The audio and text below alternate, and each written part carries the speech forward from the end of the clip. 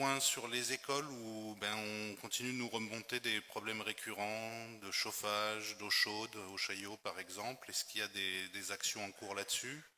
Il y a dans notre ville des écoles où il fait froid, des fuites de toiture, d'autres où il fait trop chaud.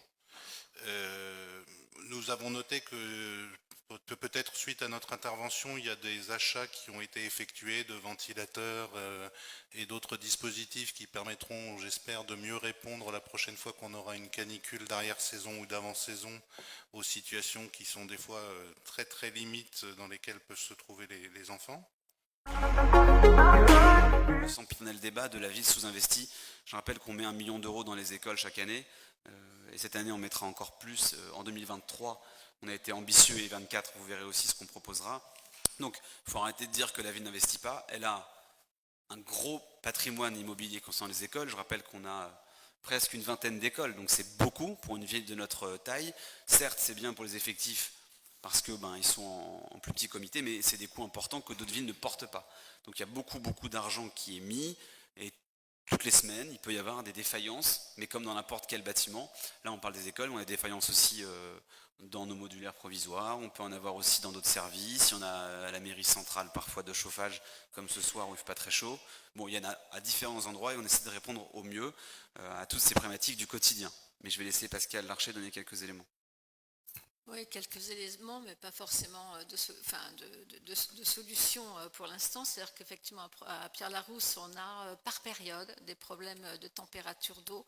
Alors, elles ne sont jamais brûlantes. L'eau n'est jamais brûlante. Il n'y a pas un risque de brûlure pour les enfants. D'ailleurs, Gérard Brunin pourra le confirmer. On a parfois de l'eau un peu tiède. Alors, c'est mieux pour les mains des enfants en cette période hivernale, mais pour boire, effectivement, c'est pas extraordinaire. On a d'ailleurs investi, on ne l'a pas encore annoncé, mais je peux peut-être l'annoncer là, on a investi pour les enfants pour des gourdes, pour toutes les écoles. Comme ça, lorsqu'il y aura des températures assez élevées, les enfants auront fourni par la ville de Sens des gourdes. On a aussi acheté des ventilateurs parce qu'il n'y a pas que l'été qu'il y a des températures en forte hausse. Donc ça, on l'a fait. On a aussi problème de chauffage. Alors c'est pas dans toutes les écoles heureusement, mais alors je peux dire quand même que le chauffage, on a délégué avec un prestataire qui s'occupe. On a un contrat de maintenance pour le chauffage parce qu'avant c'était terrible, surtout après le week-end ou parfois le jeudi.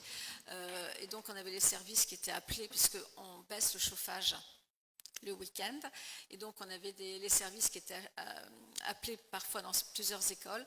Donc là, avec ce contrat de maintenance, avec des thermostats qui sont mis, normalement, on sait quelle température et on peut anticiper les températures pour les rentrées. On a effectivement une école au Beaumont. On a un souci avec un problème de réglage de la chaudière le mardi soir, parce que c'est surtout, il faut la régler le mardi soir. Le mercredi, la température baisse. Peut-être qu'ils n'ont pas encore trouvé l'équilibre pour savoir quand augmenter le chauffage progressivement le mercredi soir pour qu'il n'y ait pas de baisse de température le jeudi. Là, c'est un problème de réglage, c'est récurrent pour l'instant, c'est du tâtonnement.